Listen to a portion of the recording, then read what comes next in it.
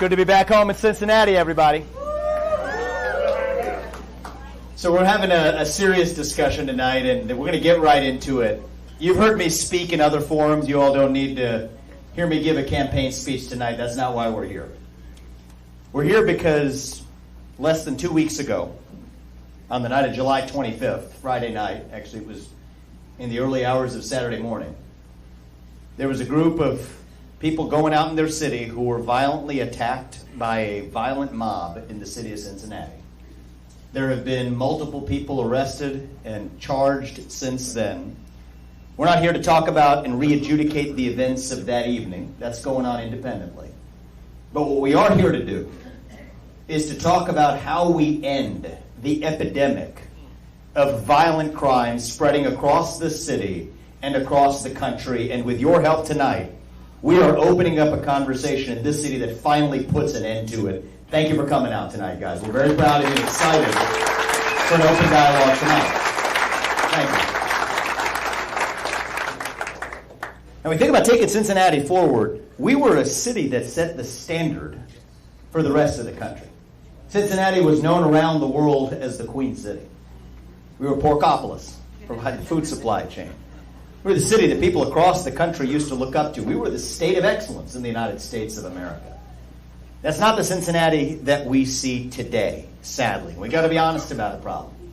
You can't sweep it under the rug. Some of my critics were upset with me earlier this week, when we called the victim, one of the victims, Holly, who was knocked out. You all saw the picture by show of hands of Holly and how she suffered.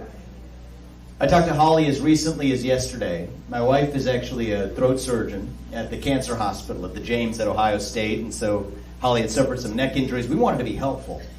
I had people criticizing me for having the gall to call one of the victims, and one of the things that shocked me was 3 days after the attack, Holly told me that not a single elected statewide or even local elected official had called her at that point in time. And it just, I think, shows a little bit of out-of-touch leadership that we have to get back in touch with who we're actually here to represent.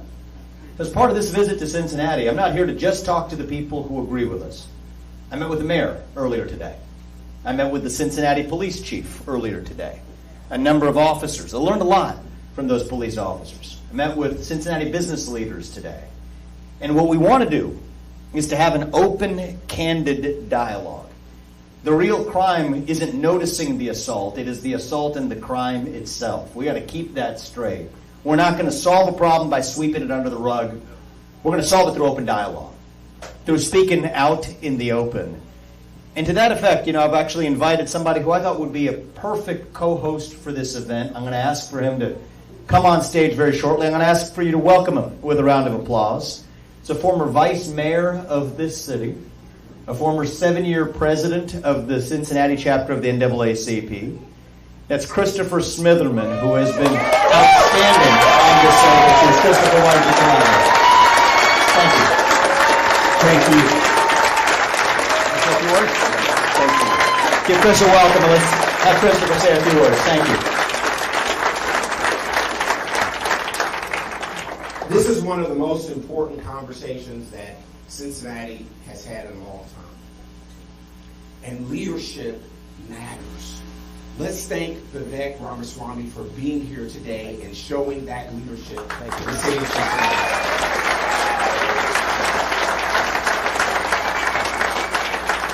I was asked, why Jim and Jack's? Why Jim and Jack's? First, let me share with you that the Ohio River is a place where African Americans found freedom. Route 50 is a historic point where we're standing in a ground that is so special. Because abolitionists all up and down 50 made sure that my ancestors had a safe place. So for anybody to ask, why would we be at Jim and Jack's? It's one of the most American locations in the city of Cincinnati for us to be at.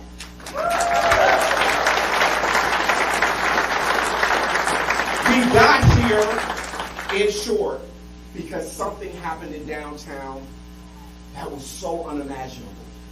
That we saw people being viciously attacked. and a lack of leadership at City Hall to address it. What we're here to do today as leaders, just two leaders, is to give you that opportunity, that voice, that opportunity in a town hall meeting to share with us what you think the best solutions are, and for us to have a positive, an effective conversation about what we need to do next. Thank you so much for that. Thank you. Thank you, Christopher. Appreciate it. So we're going to kick this off. Thank you very much, guys. So we'll kick this off. I want to set some ground rules at the beginning. Right, we're here to have open dialogue, and those who may disagree with myself or Christopher or anyone else in this room, you're free to speak, time permitting. We're going to ask you to be respectful rather than disruptive. And conversely, if somebody who does disagree with the majority of people in this room asks a question that disagrees with us, we're going to be respectful of them and give them a chance to be heard as well. That's ultimately how we come together, not through agreeing on everything, but being able to talk to each other. That's our goal for tonight. The questions are not scripted. We're going to have a microphone going around, just sort of peacefully, calmly make it known if you want to ask a question. And there's people roving around with microphones. We had way more people show up tonight than we had capacity for. I want to thank the folks outside. I think we have overflow capacity for those of you able to hear us. But the first question is an exception to that, which is one that we did plan to take today. It's more than a question, a sharing of an experience from somebody who I thought we all do need to hear from.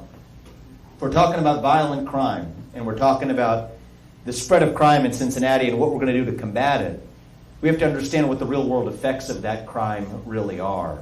And with that, I want to call Sarah Heringer. I can't see with the lights where you are, Sarah, but there you are, Sarah. You want to stand up, and I want the entire room to listen to Sarah and your story. Sounds like many of them already know you, Sarah. Thank you, Sarah. Actually, you want to come on up for the first question? Join us up here. For the first one, we'll take it from the floor. We're going to call Sarah to the stage because I heard Sarah's story for the first time when I read about it. She and I had a chance to meet more recently. And Sarah, it's good to see you in person for the first time. Thank you for being here. Thank you. And the floor is yours. Please. Thank you. I have notes. First of all, thank you, Vivek and Mr. Smithman, for hosting this and inviting me to speak, and also providing a platform for this conversation to happen, because it's very important. For those of you who don't know me, my name is Sarah Heringer, and on June 4th, my husband Patrick was murdered in our home while protecting me from a violent man who should have never been on the streets. Patrick was a decorated war hero.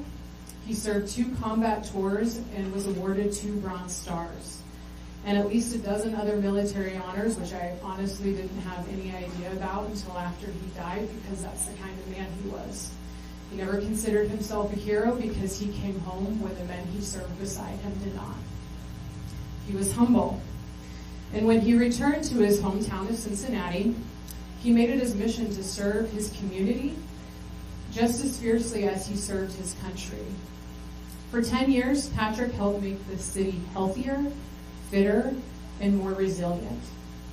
He didn't just run a gym, he created a refuge, a place where people found friendship, consistency, and support. Hundreds of people called him coach, mentor, and friend. He was a pillar of this city, someone you could count on, always. And yet, despite everything he gave, when he needed protection, this city gave him nothing, not even the most basic safety. He was killed in his own home because of how this city is run, because of the decisions made by people who had the power to protect us and didn't. He served the city, and the city failed him. And I want you to imagine this. You're asleep. You wake up to a man standing over your bed with a weapon. Now ask yourself, how did he get there? Because someone made a decision. Because someone signed a paper? Because someone did nothing. That's what leadership looks like in Cincinnati. Negligence, silence, and cowardice. And this just isn't about me. I am not the only widow. Patrick is not the only body. Every week there's another family in mourning, another press conference, another round of thoughts and prayers, but no one answers the only question that really matters, which is, why was this allowed to happen? You can't claim to be a leader and hide from responsibility. You can't claim public service and refuse to speak the truth. And this isn't about left or right. This is about right or wrong. And Patrick deserved to grow old. He deserved to live out the life that we were building together. And I deserved to keep my husband. I was uprooted from my home, the place where I lived through the worst night of my life. And that loss echoes through everything. And every day I run a business here. I serve this community. I show up. And I carry the loss of my life partner while those in charge carry on like nothing happened. Not one admission of failure, not even the courage to say his name. Instead, they expect us to move on, to go quiet, to stop asking questions. But I won't let them, because what happened to Patrick was preventable. And their refusal to name it, own it, or change it, that's not leadership, that's complicity. We need leaders who don't flinch in the face of horror. We need watchdogs, not lapdogs. And we need people who don't just say the words public safety, but prove it with every decision they make. Because what happened to me could happen to you, to your sister, to your son, to your mother. And when it does, they'll say the same things to you that they've been saying to me. We're sorry. But I don't want their sorry. I want accountability. I want courage. I want truth. And if they can't give us that, we will replace them. I'm not here to just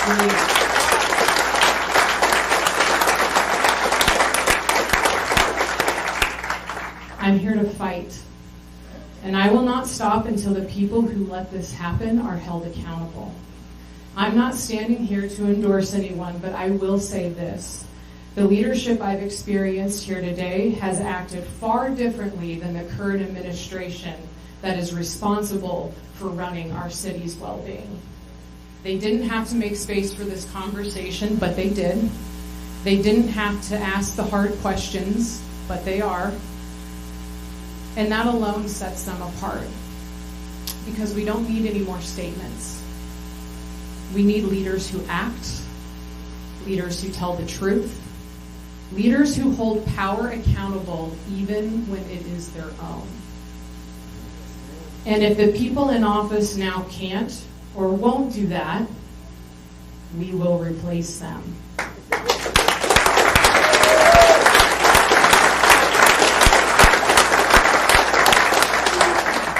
We're not asking, we're not waiting, and we're done being told to sit down, we're done being blamed, and we're done watching the city die at the hands of cowards. We need leaders, and we know the difference now, don't we? Yes. So let me be clear about what this moment demands, because now it's not time to posture off people's pain. We need transparency in every public safety initiative, what it is, what it costs, what it's actually producing. Clear, measurable outcomes so we can see what's working and what's not.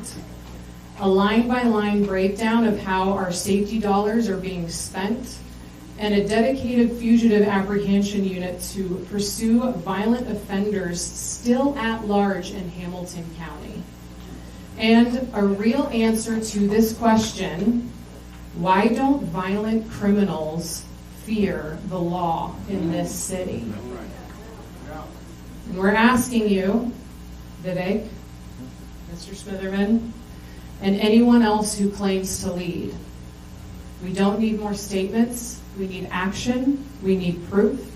And if you're serious about protecting this city, show us how you'll close those gaps. Give us timelines. Give us accountability. Give us results.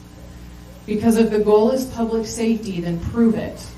With policy, with structure, with action that we can see. That's what this moment demands, nothing less. Thank you for letting me share my story.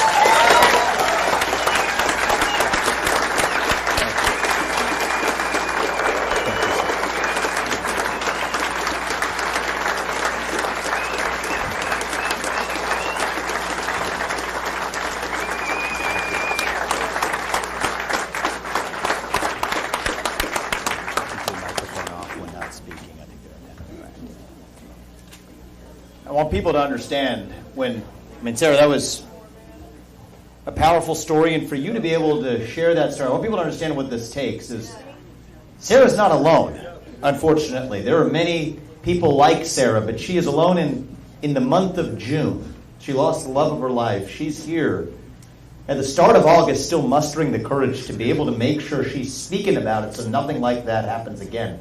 The perpetrator was it an ankle monitor at the time? Think about preventable. It's unconscionable that we have a system that is now allowing repeat violent offenders in one way or another right back on the street to commit more crime. That has to stop. And you want to ultimately talk about, you put a challenge to leaders like us for what are we practically going to do. I think a big part of the solution starts right there. When you know somebody is a violent offender, somebody who's been a repeat offender, somebody who has made their way through the justice system and then shows up in front of a court yet again, you're not just going to let them out on a $40 or a $400 bond, somehow expecting that they're somehow going to behave better the next time around. Those are the kinds of practices that we're going to have to change, as we're going to talk about over the course of this evening. You've issued a challenge, Sarah, and we're going to step up and live up to those specifics. So thank you for kicking us off with your story. With that said, why don't we go around the room? We want to hear from you, and that's the purpose tonight. Christopher and I will respond as candidly as we can. So the microphones around the room. We have a little trouble seeing you, but wave your hand and we'll take the first question. Right back here, sir. Vivek, you have called for the Christian vote, or actually touted and asked for the Christian vote. Could you explain the rationale behind that? Sure, I want every vote. I want every vote for people who share our values. Now, the reason why I think it's particularly important for people of faith, including the Christian faith, right? I went to St. X High School, and I think we have a few bombers in here. Now, do we have? I think we have a few friends from Elder too. All right, so we're on the west side tonight. So we're friends through competition. But I will say, most of us in this country share those same values in common. A respect for life. Let's start with that today. Right? A respect for all life. The fact that thou shalt not kill is a universal value that I think describes all of our beliefs in this room and most of our beliefs, in fact, almost all of our beliefs in this country. And so for those who share those same values that this country was founded on, those who share the values that respect life, liberty, and the pursuit of happiness, which I believe are the Christian values on which this nation and our civilization was indeed founded, then yes, I do believe that I'm right to ask for your vote, not because I need it, because I want it, but because we need leaders who are going to act with a spine, as Sarah said, not just with our words. That's all I can give you now. But once we get in there in 18 months, to also be able to serve with actual action, with a spine, not sweeping these issues under the rug, but confronting them through actual action. That's my commitment I'll give you. Thank you. I appreciate you. Thank you. Sir, I can actually get to him easier than... I give glory to the Most High God, Amen, who made the heavens and the earth. Amen. That his chosen people, from Abraham, Isaac, and Jacob, I speak. Now, you guys act like this is a new thing. This thing is not new, what you saw. I'm not on either side. I'm on the Most High side. But you have to understand how our people feel. Because we were brought here in slave ships over 400 years ago. And we were treated like animals, like cattle, hung on trees, family separated, our heritage is taken from us, that we didn't know who we were as a people. Now I say you act like this is a new thing. This violence that you see out here. Well, look over the 400 years of all the violence that was perpetrated on our people. Over the 400 years, look what you did to our people. But yet, you know, it's not over with. No, it's not over with. That's the thing. That's okay. You want to sweep our history under the table, but you don't sweep the Ashkenazi Jews with the Hitler thing under the table. All the things that you did to the other races of people, you don't sweep that under the table. But when it comes down to the black Negroes, we can always sweep what happened to us under the table. So I'm telling you right now, the Most High is looking at all of this. That's why, according to Deuteronomy 28, chapter 28, chapter 29, and chapter 30, for all you ministers, you need to read it, because we're living in Revelation times. And it tells you what was done to my people are going to happen to you. Robert, I look, I want to thank you for one thing out the gate, is that I said this at the start. I don't think anybody think I planted Robert's question. We didn't plant the questions tonight. We have promised an open and candid conversation. Sometimes that makes us uncomfortable. Yeah, it is. I felt a little uncomfortable as you asked that question, but that's what you should expect of your leaders, to be able to engage with you. So let me say a couple words. First, about the pride of this city. Christopher, you mentioned it at the outset. Cincinnati was the end of the Underground Railroad. Have we been perfect for all of our national history? Of course we're not perfect. In fact, we're destined to never be perfect, because we're not a nation comprised of gods. We're a nation comprised of human beings. And we're a nation founded on a set of ideals. So that means you will always be imperfect, because nobody ever criticizes China or Iran or whatever for hypocrisy. Because to be a hypocritical nation, you had to have ideals in the first place. So here's what I'll tell you, Robert. And am I going to say America was perfect for every chapter of our national history? Of course not. We're a nation founded on ideals. We're a nation founded on human beings who will always fall short of those ideals. But I would rather live in a country that has ideals and falls short of them than to live in a country with no ideals at all. And this is, and I'll give you a chance to respond in a moment.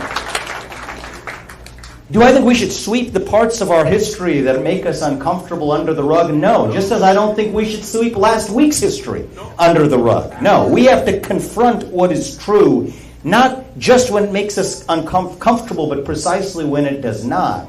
But the question is how we move forward. Because the only part that lands with me a little bit differently is when you say our people. When I hear that, I'm thinking about our people as everybody in this room. I see black, white, brown, man, woman. These are our people. America is our people. Ohio is our people. Cincinnati is our people. And I believe it is the God-given right of every person to be able to live a life free of violence, to be able to speak their mind in the open without fear of retaliation. And may I even say, if you're a hard-working American, to go into your city, whether you're black or white, without fear of actually being assaulted or battered, that ought to be the birthright of every American. That's what I want for our people, Robert. And I appreciate you asking that question. Let me just give a few other people a chance, and we'll come back to you. Why don't you give me we'll be very brief, and then I want to give some other people a chance. This is short. Let me say this. It tells you in the scriptures that the people who put us in captivity was going to have a perpetual hatred against us. It says in the scriptures that they would not pity the young or the old. Who do I listen to? I listen to the Most High. I don't listen to man. Because man is not who saved me. So it tells you in the scriptures a perpetual hatred. And that's what I see every day. You can go on YouTube all around the nation, and what do you see? Our people getting crucified. But nobody steps up and say anything about it. But when something happens like this, it's a big uproar. Well, to my understanding, the gentleman was the one who cast the first stone.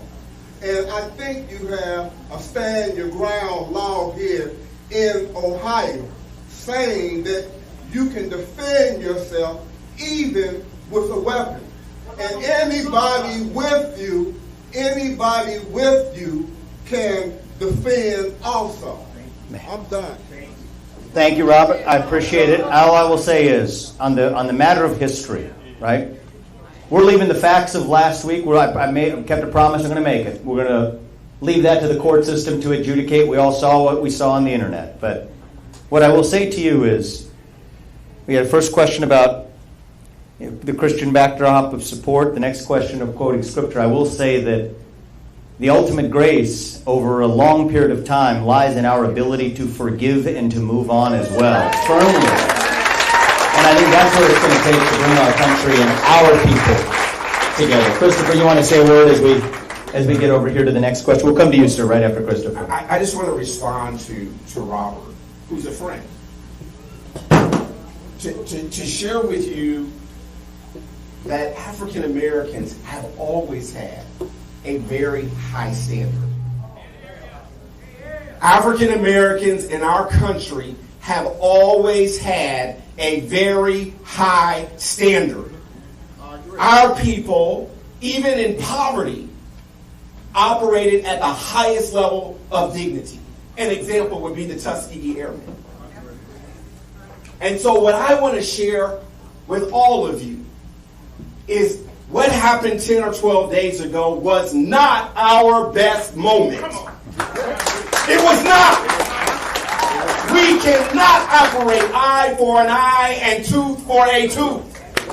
It is not how we operate. Punching people in the face and knocking Holly out. Holly did not deserve what happened to her. Those men operating with a WWE and jumping off on them and slamming their bodies into them was not our best moment. It wasn't our best moment as Americans. It wasn't our best moment as a people. We must own that. And so I just want to say to my friend Robert that this country has never been perfect for our people. I acknowledge the pain. This is why we chose this location here by the Ohio River, where our people came over that river for freedom. And let me share with you, brother, white abolitionists all up and down 50 took care of us and made sure that we had freedom with great sacrifice. My point to you is this. In this moment, I want to give a voice, paying it forward, for those white abolitionists who took care of us. It's now for us in this moment to be able to look at humanity and say what happened in downtown Cincinnati was wrong. And we don't want to accept it. We don't want to make an excuse for it. We don't want to find a way to say somebody did something to me that caused me to hurt people the way they did. Violence is never the answer. Thank you.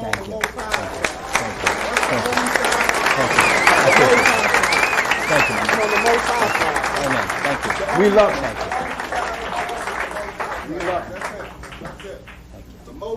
My name is Guy Harper, and I do not agree with this man's sentiments whatsoever.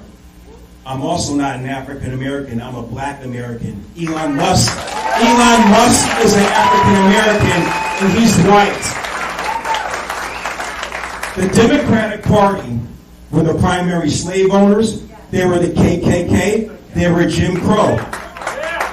Blacks vote, in essence, for the party that enslaved their ancestors. How did this happen? Lyndon B. Johnson, who was Kennedy's vice president, said, and I'm quoting, "I'll have niggers voting Democrat for the next 200 years. And we're only 60 years in. The problem with our cities You can hire all the police officers you want. It's a systemic problem. It's a spiritual problem. There are 75% of black babies are born out of wedlock. There are no fathers in the home. There's no discipline. You can hire all the police officers you want. It's not going to change anything. It's a systemic problem. It's a spiritual problem. The Democratic Party, they're Marxists and communists. They want to destabilize the United States of America. Go to any Democratic-run city in America, Detroit, LA, New York, Philadelphia, you will see the same thing. The same thing wherever you go in America, in a Democratic-run city. It's a systemic problem.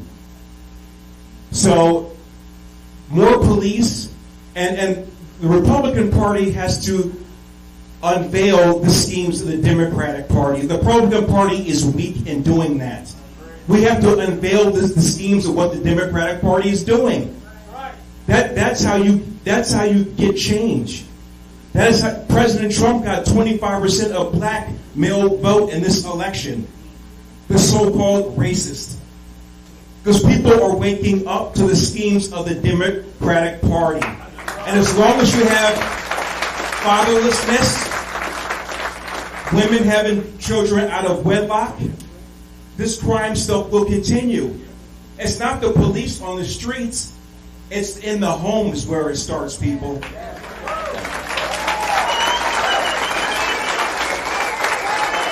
That's courage, man. How about this? We got a conversation going. So, I will tell you, there's a root cause problem.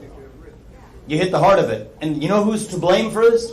It's not black, it's not white, it's the government. It started with Lyndon B. Johnson. You're right. The Great Society, the greatest misnomer made for the history of mankind in American policy, was actually what caused a new generation of kind of slavery, suckling at the teat of the government, paying a single mother more money not to have a man in the house than to have a man in the house. To be married to Uncle Sam instead of to be married to the man who's sitting right there in our house. And that's created a new culture of dependence, a new culture of substituting virtue in the household. So I got to say, man, that was brave of you to speak from the heart.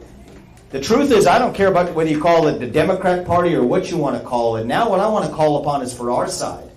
What I think of in this election. I'm running as a Republican in the election. That's fine, but the other side has lost their way. Now it's up to us to level up, to man up, and actually say, what do we actually stand for? See, the other side might give us their own version of poison. We're going to stand for truth. We're done obsessing with the failures of the other side. We won in November of last year. Now it's up to us and say, what do we stand for? We stand for the fact that the nuclear family is the greatest form of governance known to the history of mankind. We stand for the truth that the U.S. Constitution is the greatest form of governance that we've ever discovered and secured the grand pole of freedom known to history. Let's go back to you, man, and continue this conversation. We'll come over here after that, all right, to this side of the room. We'll go to this gentleman and then microphones. Let's bring it. Okay, we'll go over there and then bring it around over here. Not to take a whole lot of time. Great job with Doge and everything you did there. It was good to see what you did there. I had a personal experience in Cincinnati. I had a stepson that was caught at 3 in the morning, and he was a white kid. He got caught with a loaded, stolen 9mm and $13,000 where he was down there waiting on drugs. And when he got busted, I thought, this is good. He's going to do some time. He's going to be on probation. Things are going to happen to change this kid's life. And those judges down there let him out of jail after like 20 days. They damn near gave back the gun. I mean, they gave him back all his money, and then they said, well, you gave him a felony, but they put him on probation, and he was on probation for a month and a half.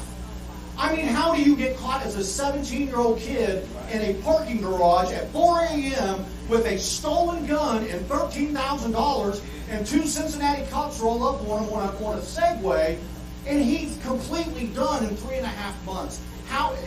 Why are we giving these people ankle bracelets? Why are we allowing them? Is it a problem that corporations are running our jails? Is it a problem that we don't have enough jail space?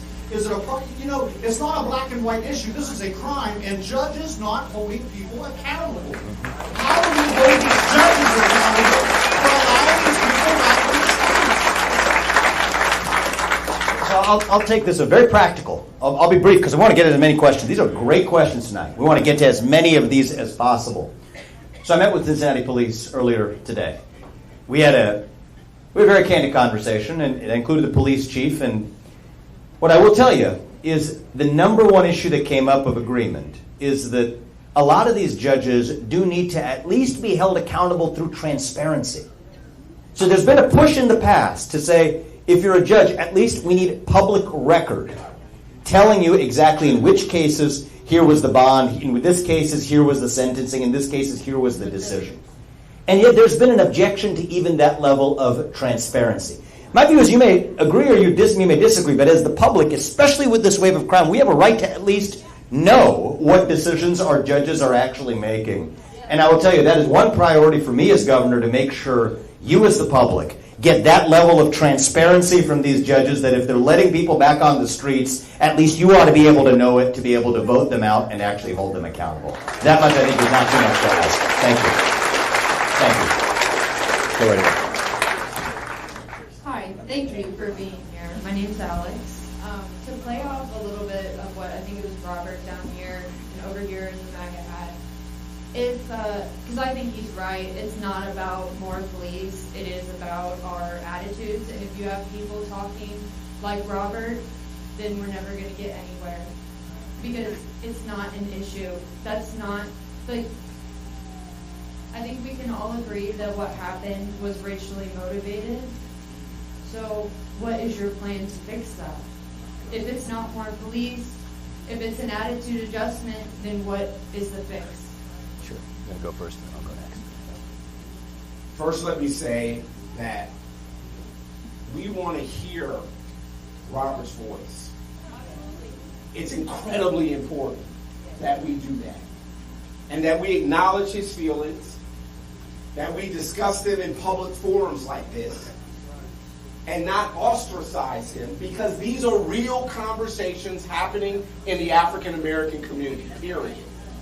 Now, having said that the gentleman in the hat is right, that we have families that are broken down, that we have men that are making babies and are not taking care of them. Those are real things that are happening.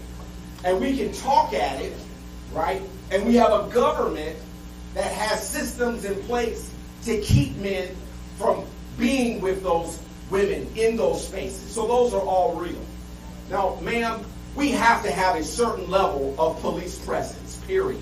We have to have a reality. We are 200 officers down right now in the city of Cincinnati, and we have to resolve that issue. We've gone through a defund the police, reimagine the police, sending counselors out. All of that is nonsense. Nonsense. African American families want the police more than anybody. The notion that African Americans don't want to call 911 and have someone respond to their home is absolutely absurd. What all of us want are well-trained officers who approach us respectfully, sorted out, de-escalating with their language, and using force as the last option. Once we get all of that, it's time to allow our officers to do proactive policing and hold people accountable. And judges like Judge Ruman, who's sitting right here, no one can ever say that Judge Ruman will not give you the time that you earn.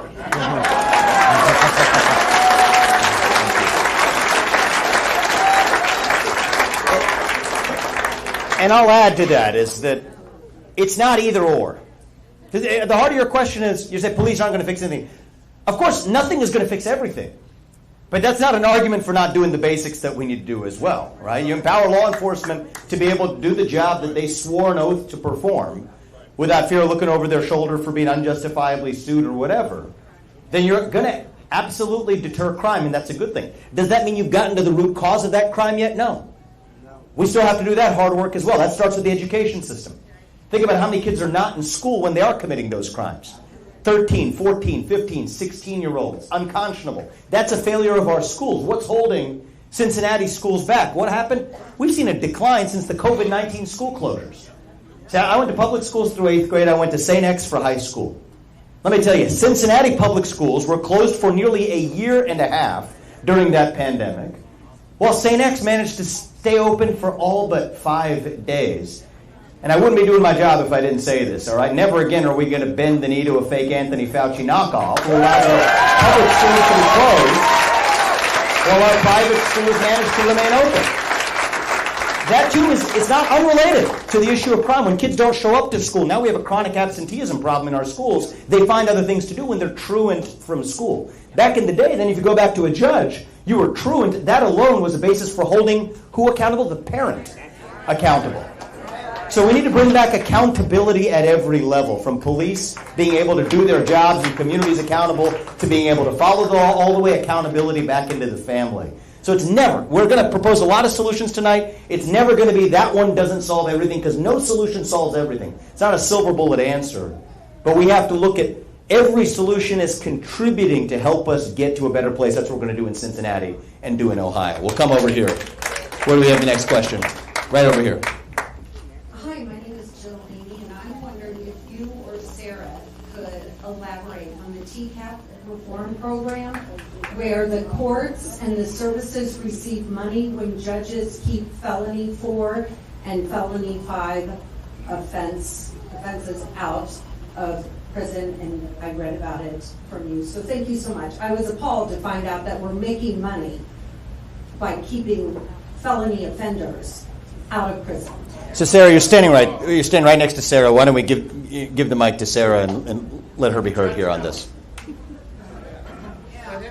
There are probably a lot of judges in here that could actually speak to this better than I can, but I did do research and found out that Hamilton County gets $6 million every year to basically keep felons out of jail based off of a risk assessment that they recently also switched to the felon being part of their own risk assessment and taking an assessment to figure out how they are graded.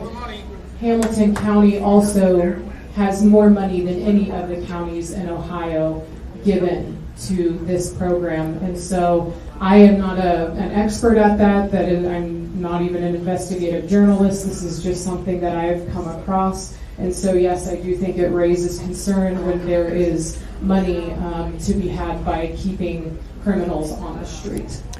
And this is where we as leaders can make a difference. I mean, you want to get to the bottom of a problem, it doesn't hurt to start to follow the money. We talked earlier, you pay somebody more not to have a man in the house, well, you could create an incentive structure to see the fatherlessness rate go up. Same thing if you pay a county more money not to have a felon in prison, you're going to create an incentive structure that has fewer of those felons remaining in prison. So thank you, Sarah, for your work and leadership. Come back over here. Let's do it. Thank you. My name is Felicia Zimmerman. I'm 49. I'm a lifelong resident of the city. I've had 2 teenage sons shot and killed in the city of Cincinnati. My son Bubba was killed in 2017.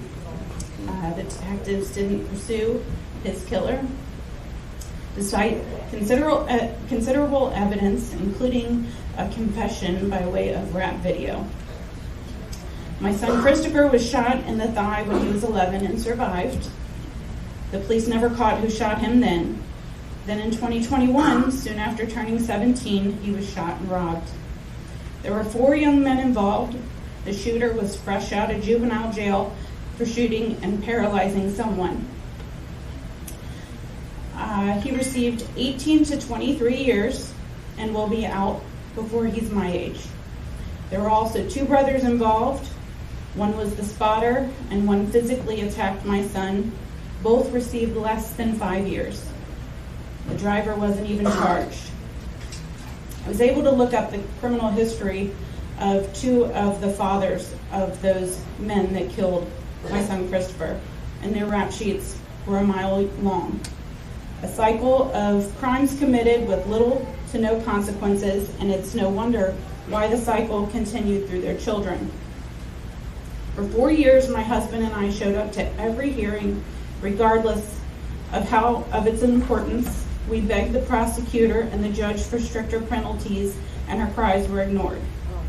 The system is broken from the bottom to the top, and I'm here tonight in search of solutions so no one else has to get up here and say what I've just said. Thank you for sharing your story. It's unconscionable. As a mother, I'm a father of 2 sons, and we're expecting a daughter early next year. And I have to tell you, as a parent, there's nothing that hurts my heart more than hearing you face that loss. Not once, but twice. I'm sorry. And I know you've heard that, and you don't need to hear it again. You need to see action. But what I will tell you is there's a million reasons why I could tell you why a governor can't be somebody. This is a state and local problem. Enough. At the end of the day, you kick the ball, blame somebody else. You talk to the police, you blame the police. The police blames the judge. The judge blames the backdrop of politics. And then the state government, you go to them, they blame the municipalities. Enough. I'll give you this word, all right? 2 years from now, a year and a half from now, I view you as holding me accountable. Ultimately, if it's in this state, if it's in a city in this state, ultimately I don't care. We can talk about how we can work with localities, what kind of pressure we're able to apply. There's things we can do. But starting in January of 2027, all I can tell you until then is we're sorry. And starting then, hold me accountable to make sure that we're actually finally ending this wave of violent crime so no other mother has to suffer what you have. And I want to thank you again for being here and sharing your story. Thank you very much. I appreciate it. Thank you. I just want to thank you for having the courage to come forth with your story. I'm a father of 5 children, lost my wife to breast cancer, but never could imagine the loss of a child. It's a different level. And so we extend our deepest condolences, and the prevention around it is what makes it so painful. There's a woman in our community by the name of Hope Dudley. If you don't know who Hope Dudley is, you should know who Hope Dudley is. She's a woman like an abolitionist for women and families like you, who's been working in Hamilton County and the city of Cincinnati and fighting for victims to get justice. There's one thing that she's been asking for, and I hope Hope Dudley hears me putting a voice to her name. She's been asking to place cards of people who have committed crimes into all of our Hamilton County jail systems, so that as they're playing cards, somebody might say, this is a cold case and I want to find out something about it and I'm going to cooperate. Do you know that Hamilton County will not allow those cards in the jail system? This was a major change because the cards were there and now they're gone. These are the basic steps when we talk about solutions that would make Hope Dudley and all the women that she represents and their families and their children on these cold cases. Meaning we need more detectives that are finding out who did what when and hold those people accountable. Mothers and families are still grieving like their murder happened yesterday. And we have a system that we're not funding to make sure that those families get the justice. And it's not about black. It's not about white. It's not about Asian Indian. It's not about Latino. This is about getting justice for our families, for people who have taken their loved ones away. So I will stand, work with Vivek, anything that he needs to support this. But to share with you, a step we can do right now is demand that Hope Dudley gets those cards into the system that she's been asking for the last 2 years. Thank you.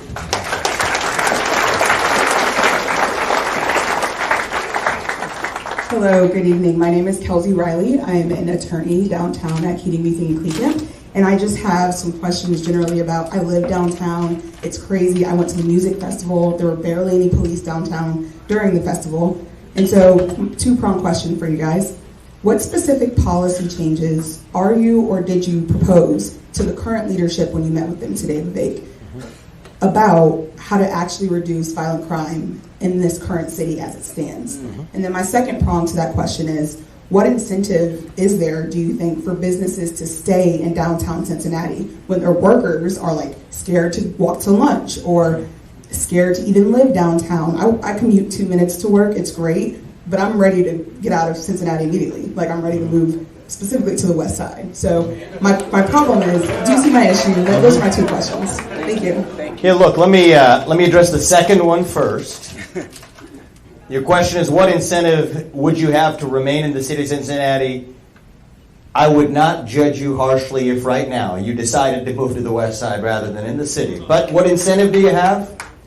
In 2025, help is on the way with Corey Bowman. Where is he? Stand up right there. I'm proud of you, man, for what you've done.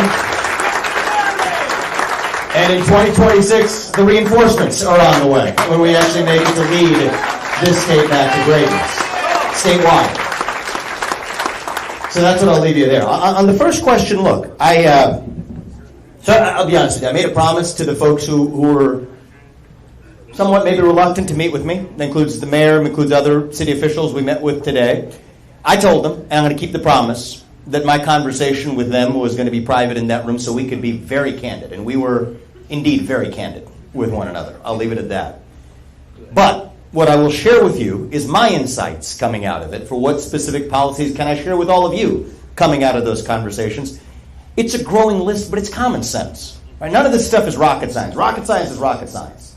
And I say that, by the way, we're the state that put the first man on the moon. Neil Armstrong, born, raised, living in Ohio when he became the first man in human history to walk on the moon. That's hard. Right? That's a natural problem. This is not rocket science. These are basic man-made problems with man-made solutions. Number one, if you have a violent offender who's a known repeat offender, fix the bail and bond reform program to be able to actually keep them in prison, keep them incarcerated. Number two, make sure that our jails are not the top form of psychiatric health care by reopening psychiatric hospitals to be able to treat those who actually need serious mental health. Number three, empower police officers to actually do the job they swore an oath of office to actually do, and put more people into the police force to be able to actually close those gaps that we have in the city of Cincinnati and elsewhere, increase punishments where required, and to be able to actually have a culture that celebrates the enforcement of the rule of law rather than to villainize it with a tone that we set at the top. That's not an exhaustive list of solutions, but if we do those 5 things alone, we're going to have put a meaningful dent in the unacceptable rise in crime. And I will say this, with due respect to some who may disagree with me on this. I know disagree with me on this. I'm going to go to the facts. In Cincinnati alone, see, the reason that event less than 2 weeks ago, that brutal assault by a violent mob, triggered such a reaction wasn't that it was a one-off. Because I think if it was a one-off, it wouldn't have mattered for a national attention perspective. It matters to every victim, but it wouldn't have mattered for national attention. It matters because it already exposed what people are already seeing every day. I've got friends through greater Cincinnati. I was born and raised here, texting me for the last several weeks. They're afraid to go into the city. I have a cousin who works in the emergency room at Cincinnati Children's. Her shift is 5 p.m. to 1 a.m. When she leaves, she tells me she runs red lights through certain parts of the city because she can't take the risk of feeling like she can actually stop. Okay? So you think about that is the experience that people already feel when something happens like Holly getting knocked out. It taps into that deeper truth, that deeper actual lived reality. And we have to have the courage to confront that with practical solutions. So we're not missing knowledge. Right? Getting to Mars, getting to Jupiter one day, those are hard problems to solve. We might be missing the knowledge in some of those areas. We're not missing the knowledge. What we're missing is courage. See, Americans, we're a smart people, right? We have the knowledge we need to get done what we need to get done. The question is, do we have the courage to actually see it through? That's where leadership comes in, and as I said, in 2025, help is on the way in Cincinnati, and in 2026, help is on the way in the state of Ohio. Thank you. Yeah. And then we'll come Ma'am, before you sit down, let me just say to you that elections have consequences. They do. We're in the middle of an election cycle.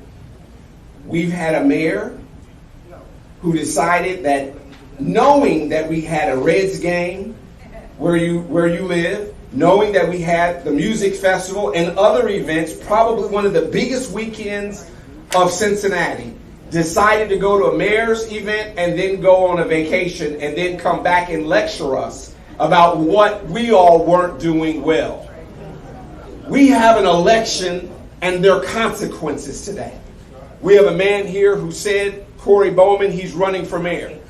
But we have many people that are running for city council that are in this room. Here's what I want to leave you with. The 9X system is not about voting for 9. The 9X system, if you're voting, you want to vote for 5 and leave the other 4 alone. Because what happens is our votes are competing against the people that we ultimately want to get elected. How do we have a president pro tem that puts out a message that says that the people who were assaulted were begging for it and still have their job today? Sparks needs to go.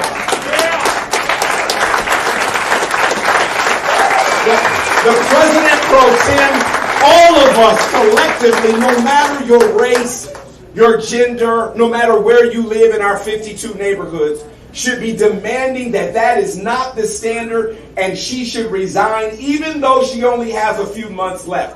We don't need that kind of leadership in the city of Cincinnati. So I leave you with elections have consequences. Let's make sure that November your vote is heard and that we rock the vote in November. Thank you so much. We'll go here and then here. We'll go back here. We'll go back here and then we'll come up to the front row here. We've heard some very heartbreaking stories, and we've heard some very general ideas and solutions. And it's going to take some time to do these. I've got a suggestion for something that can be done right away. I wish I could say this is original. It's not at all. It comes from the sheriff of Brevard County in Florida. He said if you hit a cop, you're going to go to the hospital, then you go to the jail. If you spit on a cop, you're going to go to the hospital, and you're going to go to jail. If you point a gun or other weapon at a cop, your family can pick up your remains at the morgue. If you attack a group of people, come as a group of people and attack a car, you're very likely to be run over. Institute those as a policy. It can be done right away, and it solves some problems right away. What do you think, man? Pretty practical stuff. One of the things that we always want to make sure that we're doing, those of you who own real estate, right? Location, location, location. When you're dealing with a professional police department, and I chaired law and public safety for the city of Cincinnati for many, many years, it comes back to training, training, and training. We have to spend the dollars to train our officers how to deal with all kinds of situations that they might encounter and de-escalate. I don't want to make men feel uncomfortable here, but I'm going to take a risk and say something. Go for it. Our female officers do a great job de-escalating situations in the city of Cincinnati. There's just the way that they approach. They might put the handcuffs on. They might put them in the back of the cruiser. They might take them down to the Justice Center, but they do it with respect. My point to you is that 99% of the time, if we're engaging with our professional law enforcement in a way that is dignified and respectful, most of the time, those people will respond. Now, those that won't, we have to not get in a position that on Monday morning, we're questioning that officer who made a split-second decision about their life. You got a weapon, you're getting out of a car, you drop the gun, you pick the gun up, and our officer is chasing you. Expect that deadly force is going to be used. We must elect people that will support law enforcement when they are making the hardest decision. Am I going to go home with my wife or my husband or my family, or is the person with the gun going to go home? I'm saying the police officer deserves to go home.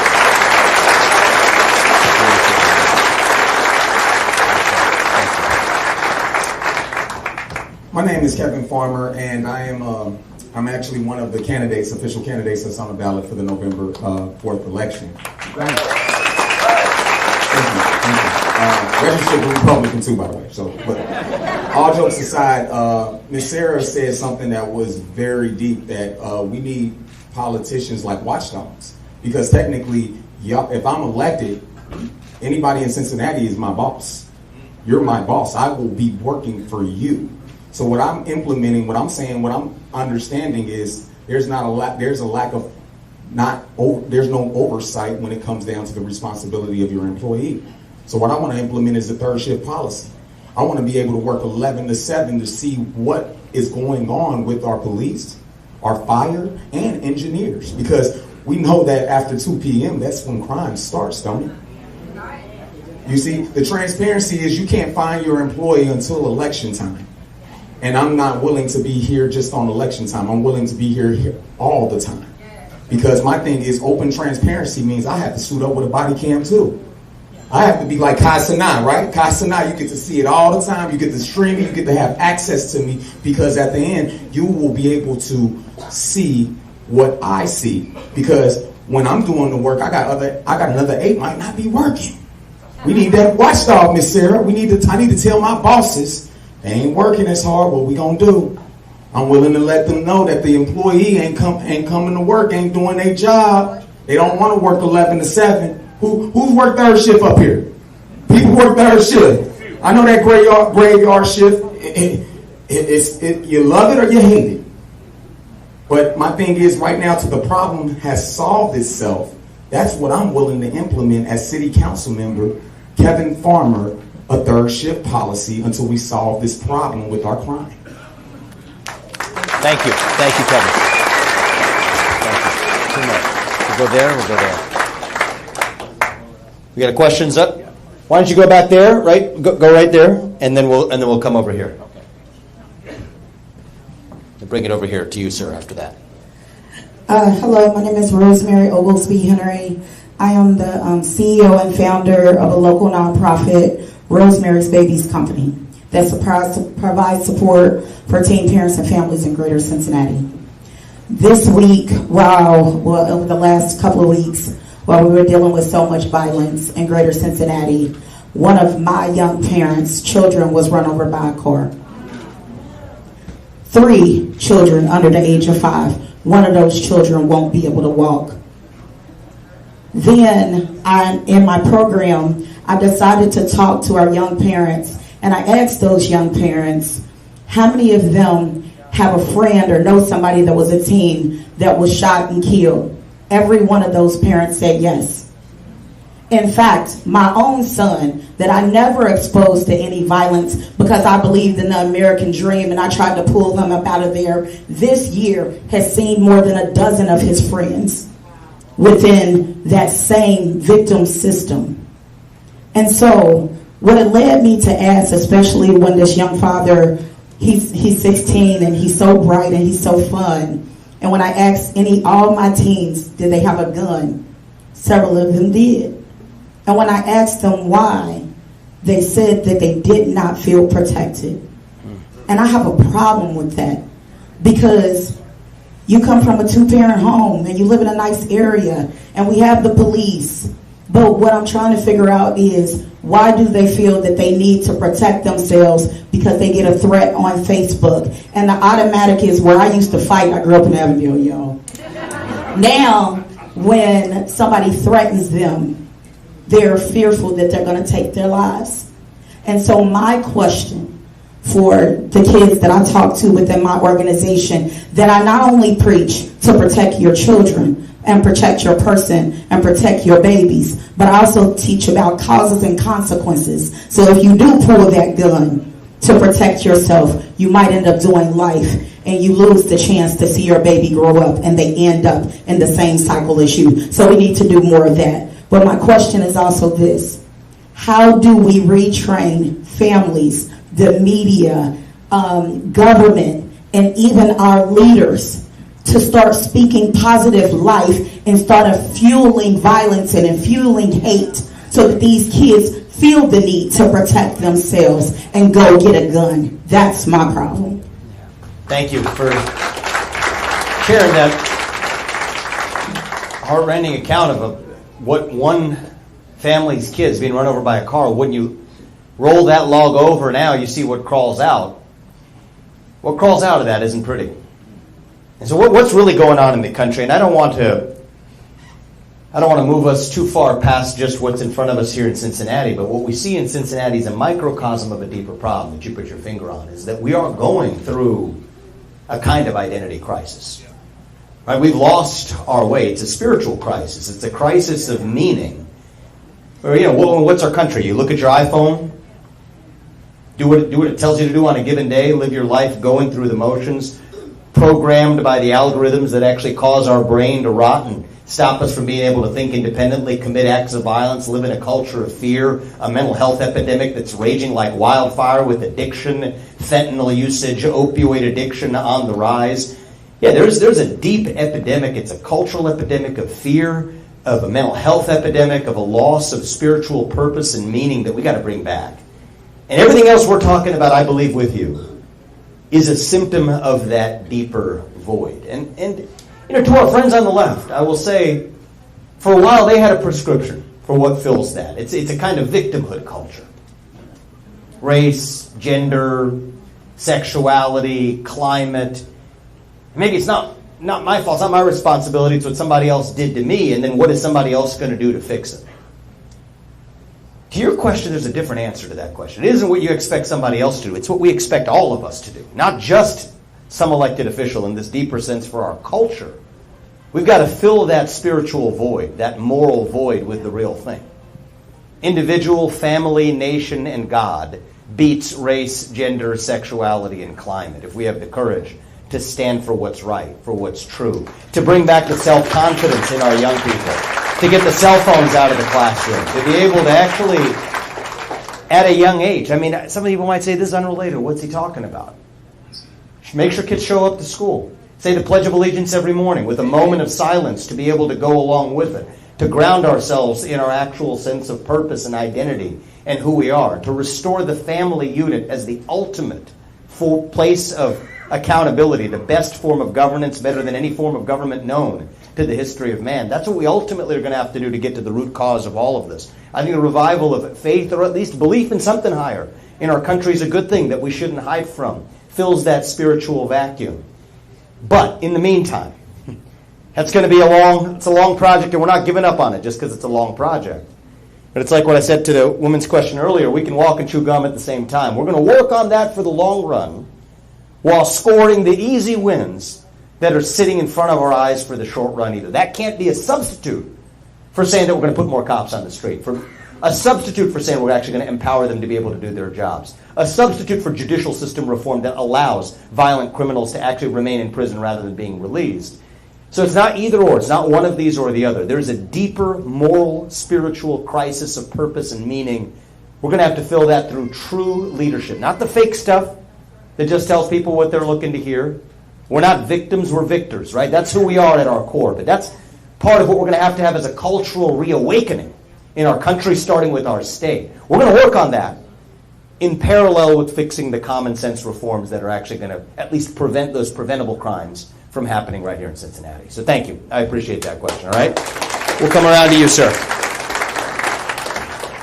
I'm Chuck Collins. I live in Madisonville. The $64,000 question. There's been a lot of pain shared here tonight. I want to acknowledge those women that shared. It took guts to do that. That took courage. It's put faces to this problem. But the thing is, how do we finance that?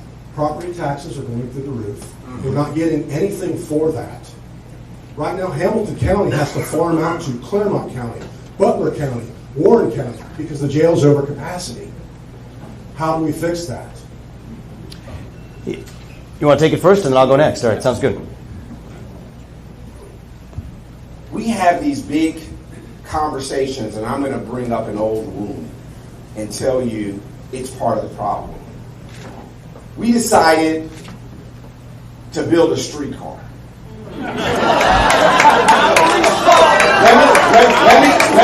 Let me roll with it. Because there was a conversation about the capital expenditure of building the streetcar. Listen to these words. But council faked us and kept us away from the operation once you build it. They had an attitude that if you build it, they will come. And we built something in downtown Cincinnati in one of our 52 neighborhoods that we could not afford. And that we didn't need. And we didn't need. And now we're spending $5 or $6 million per year to operate the choo-choo train while people aren't riding it. And you come from Madisonville in one of the 52 neighborhoods where the train will never come near you ever. But your community is suffering because you need the resources to deal with the real problems that Cincinnati has. We have to do a better job as citizens to hold our local officials accountable on these nonsensical capital projects that make no sense, that ultimately we now have to operate forever. Because the federal government gave us money, put handcuffs on us, and said we're going to take that money back away from you if you don't continue to operate the streetcar. I'm saying to you, it was the wrong project. We didn't need it. Vivek is right. We wasted money. And there are other projects that I can identify, like selling our railroad, which made no sense at all. How do we sell a railroad that's generating $36 million in perpetuity to us? We own 300 miles of land all the way from here to Tennessee. Our forefathers put that in our hands, and this mayor squandered it. These are the things that we have to look at and understand that all 52 neighborhoods have to come together, white and black, young and old, and make sure that our local officials, like the young lady that's here living in OTR, who's a lawyer, who's trying to decide whether she's going to continue to live downtown, it might not ever ride the streetcar out of fear. But we're all in our 52 neighborhoods paying for it. These are things that we have to change in our city. I want to say, I think we're going to come up to our last question, but I got to address this one.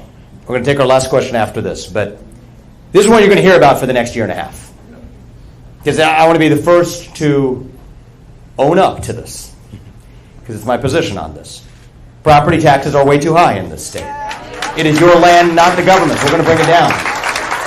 I want Ohio to be a state that the patriots across this country who work hard actually move into. We're actually going to take the income tax rate down to zero as well. It is your money, not the government's. And so I believe that's actually going to make us stronger. The number one objection you're going to hear over the next year is, oh, isn't that going to leave our social services or other local services stranded? The problem, I want every one of you, and not just the people who are here, but the people who aren't here, your neighbors too, to remember, it's that when you feed that beast and just throw money at the problem, they create new problems that actually shouldn't have existed in the first place.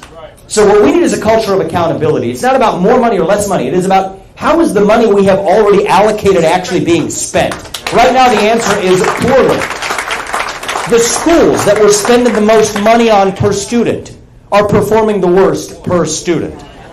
So what I think about is actually, why is that? That's a deeper question. Comes down to an achievement crisis without the application of standards in our education system, and we're going to change that in 2026. But one thing is going to, here's the problem with property taxes are going up, and yet crime is going up at the same time while educational achievement's going down. So we need a new model. That's why I'm running for governor. I do believe it's going to take somebody outside of yesterday's politics. I believe a new generation of leadership in our state. Somebody who isn't cut from yesterday's mold of either Republican or Democrat, but somebody who is willing to say, as an entrepreneur, as a businessman, we're going to make sure that Ohio's taxpayers get the bang for their buck for public safety, for economic prosperity, for a world-class education for their kids. And it's not a bad thing when we cut the tax rate of what you're paying. It's actually a good thing because you keep what you earn while your government's actually accountable rather than building more rail projects in the inner cities across the state that nobody actually uses. Thank you very much. I appreciate that question. We'll go right here for the last question, sir. I had a bias. You're wearing that shirt. I couldn't... thank you so much. I drove all the way down from the Dayton, Ohio area. And it was wild seeing this situation on Fox News. This lady getting knocked out, and it's like I'm sitting there going, this is not Cincinnati, is it? Are you kidding me? People up in my area enjoy coming down to Cincinnati for a football game. Cincinnati Bengals go to Montgomery Rib Boathouse, have some ribs. walk around from the hotel, and it's just like New York. You know, I'm sitting on the fence. Do I go to New York for the Macy's Day Parade after seeing what I saw in New York 3 weeks ago with a long gun walking down the street? It's a snowball effect if you guys don't get this under control. Hotels will start losing employees. Taxi drivers won't be able to drive people around. Uber drivers won't be able to drive people around.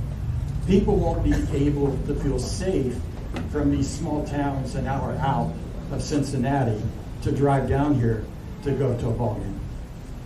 What you're thinking of, how do we control this economic tsunami that's going to hit Cincinnati if this is not under control?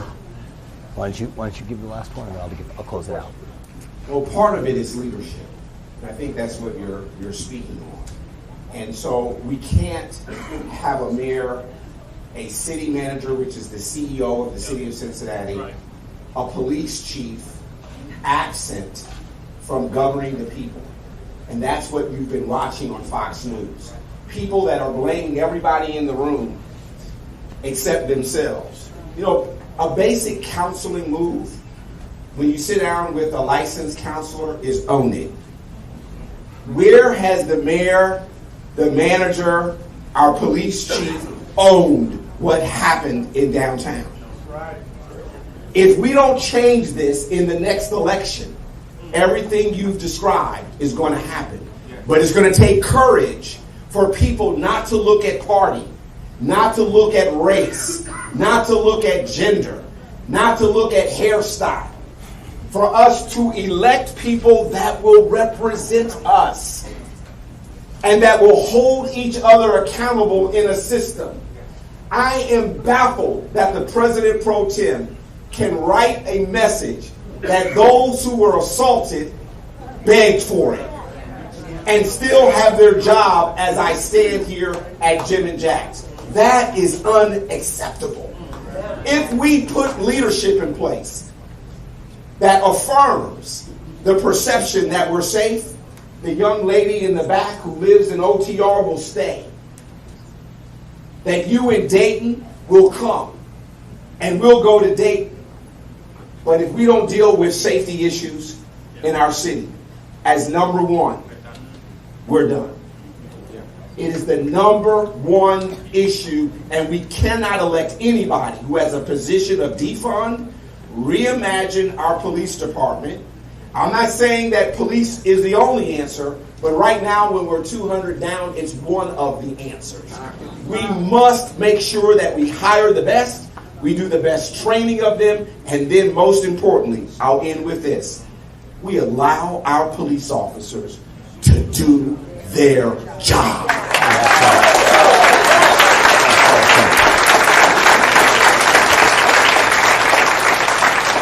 As we wrap this up tonight, I want to say how proud I am of Cincinnati tonight. Coming out tonight, thank you all. Give yourselves a round of applause for coming out here and having an open, honest dialogue and conversation. Give our co-host Christopher Smitherman a round of applause as well. I love that. We're going to be doing more together. And I think we're going to actually, if you're open to this, Christopher, we're going to actually do this in getting it right in Cincinnati. The beautiful thing about Ohio is we're actually a state of cities. Right? Think about Georgia, which is a comparable state. They've got Atlanta, but it's one city. The beauty of our state is we've got cities like Cincinnati. Got Dayton, where you came from. Toledo, Columbus, Cleveland, Akron, Youngstown. You name it. That's one of the advantages of our state. And so I haven't asked Christopher this yet, but I enjoyed this tonight. Maybe we should do this in the cities across the state as well, to be able to use Cincinnati as an example. Get it right here. Nail it in Cincinnati. Scale it across the state. What do you say? That sounds like a plan. All right, let's do that. Thank you. And that's what we wanted. Open dialogue with the culture of respect. I'll close on this point. Right? I think the true mark of a successful country, particularly in the United States, is, are people brave enough to be able to say in public what they will otherwise say in private? And for the last decade, if we're being honest, there's been a big gap. When you think about the last decade, there's probably been the biggest gap between what people are willing to say in private versus what they're willing to say in public. What we're talking about today, this is considered in some circles to be politically incorrect, forbidden territory, urban crime. And there's a lot of underlying issues that even came up in this discussion, including tough issues relating to race, relating to history. We're not going to solve those problems by hiding from them. We're going to solve them by confronting those problems directly. Speak in your mind in the open. Say it with the spine. Say it with vigor, but say it with respect. And part of respect means that you respect your neighbor enough to tell them what you actually think, not some fake woke-washed or other-washed version of it. That's what brings us together. That's what makes us American. That's what makes our country, I believe, the greatest country known to the history of man, that we're actually able to do it. And what I love about Cincinnati, because this is not a unique conversation to this city. It's not even a unique conversation to our state. Look at what's happening in cities from New York to Sacramento, coast to coast, sea to shining sea. What you have is Cincinnati has an opportunity to set an example for what's possible for Ohio, what's possible for the United States. What I love about this city is you go 100-mile radius of where we are. I was born and raised here in Evendale, is where we grew up for most, right off I-75. You go 100-mile radius of where we are right now. You don't have a cross-section of Cincinnati. You've got a cross-section of the country. And I think that if there's one town that ought to set an example for how we fight this epidemic of violent crime, for how we actually restore respectful, open dialogue, it might as well be us. We were that city. We were that state for most of our history. I want to lead us to be that state again. And so, anyway, my commitment to all of you is in leading this state, we're going to stand for what is true. We're not going to apologize for our principles. We will not waver from our principles. We will stand for law enforcement. We will stand for the ability to do their jobs. We will stand for ending this wave of violent crime in our cities without apologizing for it. But we will do it in a way that, and I'll make you this promise tonight, and I'm going to ask you to hold me to this promise, it's not about Republicans or Democrats. This is not about left versus right. This is about up versus down. This is about right versus wrong. This is about common sense. And I don't care what you are, what your party is, what your race is, what your religion is, what your previous political statements have been. If you care about giving your kids a world-class education, if you care about restoring safety on the streets and bringing back law and order to the cities in our state, if you care about giving your kids the same shot at the American dream that this city gave to me and to my family, then we will work with you to lead Cincinnati, to lead the state of Ohio to greater heights than we have ever seen. We are not a state in decline. We are a state still on our way up, where we will look our kids in the eye and mean it when we tell them, you get ahead in the city of Cincinnati, you get ahead in the state of Ohio, and you get ahead in the United States of America with your own hard work, your own commitment, your own dedication, and you don't have to fear for violence as you do it. Thank you guys for coming out tonight. God bless you in our great state of Ohio. Thank you guys. Thank you for being here. Fantastic. Thank you. You were great. Thank you. You were awesome. You were awesome. Absolutely. That's great. That's great. We'll do more. Yeah, absolutely. I think